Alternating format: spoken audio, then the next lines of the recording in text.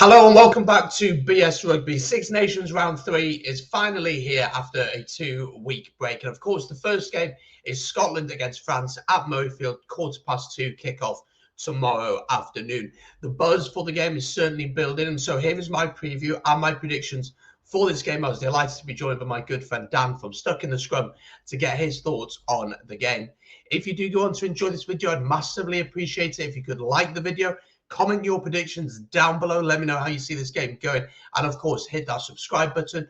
Don't forget, you can still join our fantasy league. There's a link in the description and in the comments as well. Get your team in before kickoff of that first match. See if you can beat me. A few of you are certainly doing that. And as well, because it's such a big game, we're going to be doing a live watch along of this game. Scotland against France. Coverage starts at 2 o'clock with kickoff at 2:15. Link in the description and in the comments down below. Click that link and you'll be reminded and notified of when we go live. Be joined by my good friend Kyle to get his thoughts as we watch it together. Anyway, that's enough for me. Let's go straight to the preview and hear what Dan has to say on this game. This game obviously is the first game. It's at Murrayfield and the weather looks to be pretty good, which will be helpful for both teams.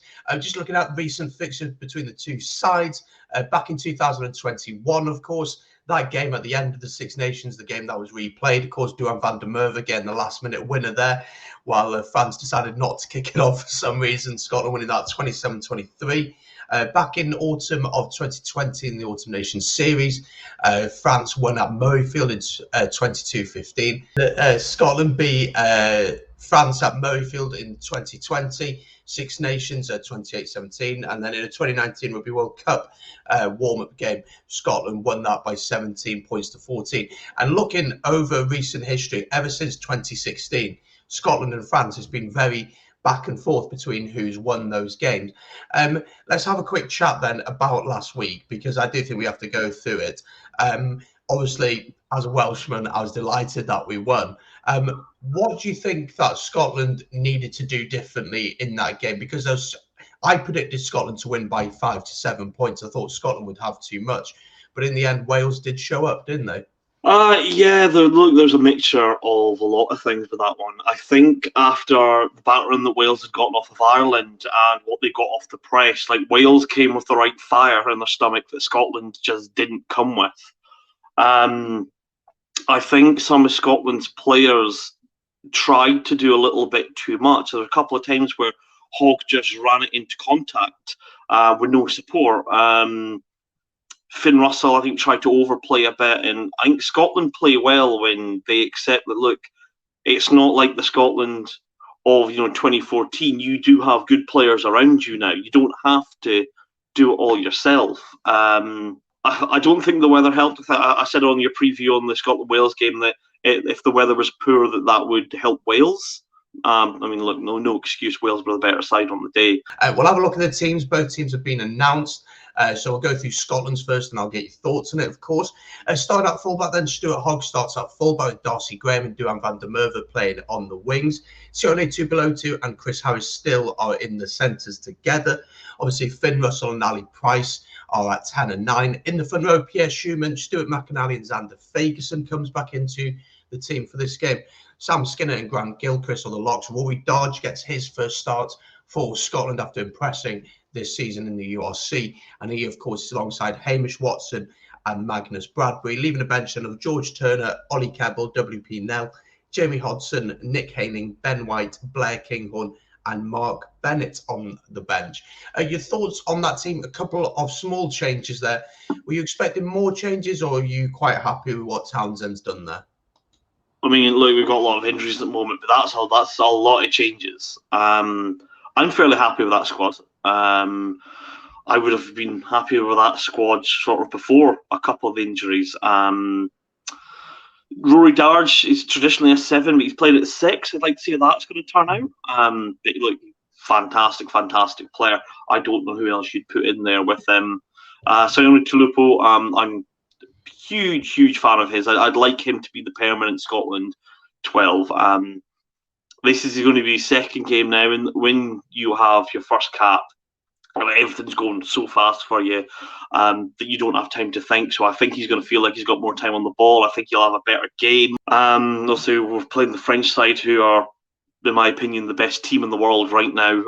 So we're going to have to be on our game to do it. I think history right now against the French is on our side. I think in the Six Nations games, I think we've won 4 out of the last 6 against them. So it was good. Schumann.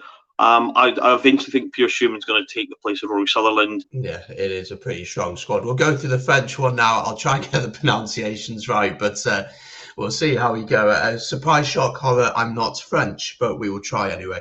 Right, starting out fullback, Jaminet starts at fullback with Pinot, and Moefana goes on to the wing. No Villiers this week. I'm not sure if he's out injured, but he's been on fire so far.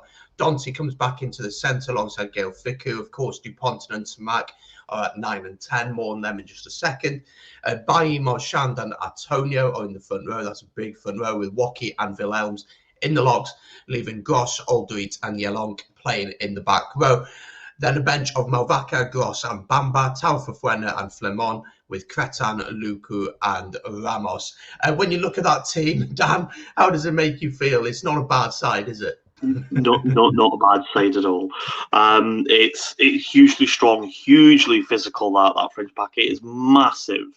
I don't expect Scotland to try match them physically. I think you're going to see a lot of crossfield kick coming this week. But like Marchand, hugely powerful. And even some of their backs. Like I'm expecting Gail Fickou to have quite a good game for France tomorrow. But it's filled with stars. Whenever you look, Dupont and Tamac, it's just yeah, they're the best team in the world. They've got like stars scattered throughout the squad, and it's really hard to pick out one or two. Any one of that French pack can hurt you. Any one of that French backline can hurt you. The coach can hurt you if he looks at you the wrong way. And I think the big question for me, obviously, is last week we saw with 2 weeks ago we saw with Finn Russell him getting that yellow card. Arguably Stuart Hogg should have got a yellow card in the first half as well. Maybe even Darcy Graham could have got a yellow card. We won't get into it too much, but that's 2 of your big players there, Stuart Hogg and Finn Russell. This is a massive game for Finn Russell, I feel like. Obviously playing at Racing, done very, very well out there. He's seen as a bit of a character, but yet still has this ability to make stupid mistakes in games. You know, that yellow against Wales, and then last year that yellow against France. How big of a game do you think this is for him? And as well, because it is against France.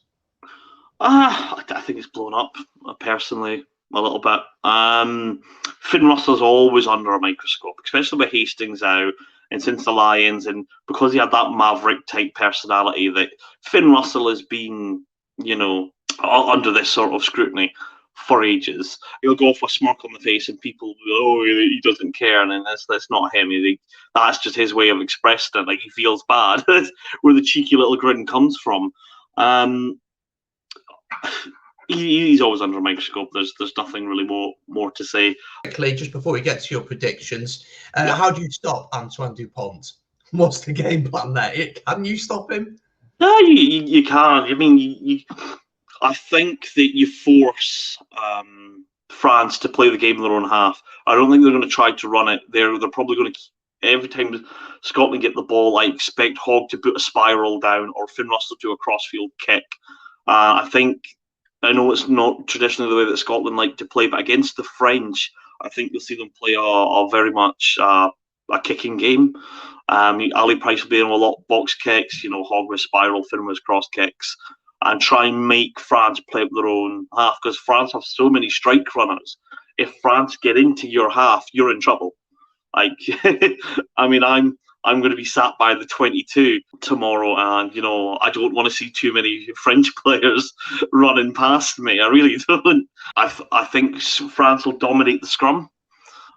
Just they're too big. They're huge. I think Scotland's line out is strong enough to hold. I don't anticipate the French disrupting us there. But, you know, scrum time's going to be big. I think their driving mauls are dangerous. Their defensive mauls seem to be a bit of a weakness for France. They're great at attacking them, but they're not great at defending them. So I think that France are one of the few teams where, unlike what I said in previous videos, Scotland are going to have to adapt their game plan for. Ireland went to Paris last week with the Leinster game plan, and it didn't work out for them. With a team as good as France, you have to play to their weaknesses, and I think hopefully that's what Scotland are going to do. Gregor's good at playing against blitz defences, and France are one of the only teams in the world that like to use that blitz defence. So, look, I'm optimistic, but I'm still very, very aware of how dangerous this French pack is. What are your predictions for this one? What's your head and your heart saying? My head's telling me France. And that's mainly because of Scotland's performance was poor in Cardiff. I think we beat England while playing quite poor as well. And again, even though we won 3 out of 4 games in the autumn, I didn't think we played well in the autumn either. So I'm actually a little bit concerned about how Scotland are playing right now.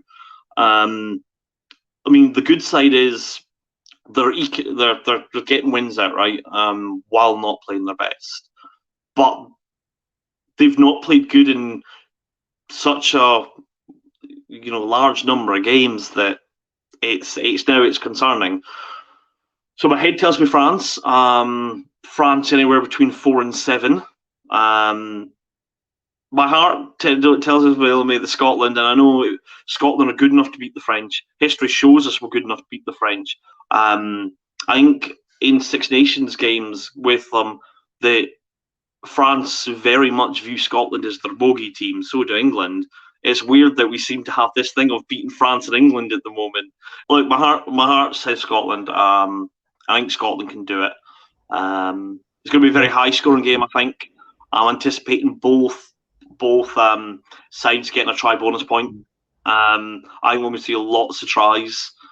But I can't come on here as your Scotland pundit with a back France. So I'm going to go for Scotland by 4.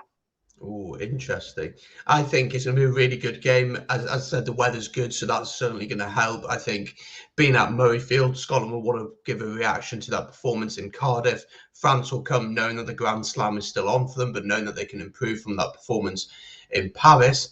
And I just think it's going to be a really exciting game. I actually think that France could have the dominance at the breakdown. I think Hamish Watson has it over the likes of Yelong in that position. So I think if Scotland can manage to slow that French ball down, then you have to try and compete with their pack, which I don't think you can. And I think you're right in saying that you're going to have to try and avoid playing that way as much as possible. I think Scotland can win, and I think France have this ability to implode. But I do just think that France have a little bit too much quality, and I do think they're going to go to Murrayfield and win. I'm going to say France by 5. I'm going to say France 38, Scotland 32. Can you give me a score prediction? Oh, 35-31 to Scotland. So there we go. That's the preview and predictions done for this one. Thank you to Dan for jumping on. As always, make sure to check out Stuck in the Scrum, a link in the description down below. Don't forget, if you have enjoyed, make sure to hit the like button, comment your predictions down below, and hit that subscribe button. And also be sure to join us for the live watch along of the game, going live at about 2 o'clock, as I said, with kickoff at 2:15. Be lovely to have you there. Great community grown here on the channel. You can also check us out on all the other socials linked down below. Thank you very much for watching. Don't forget, there will be an England against Wales preview dropping on the channel very shortly, so make sure to check that out as well.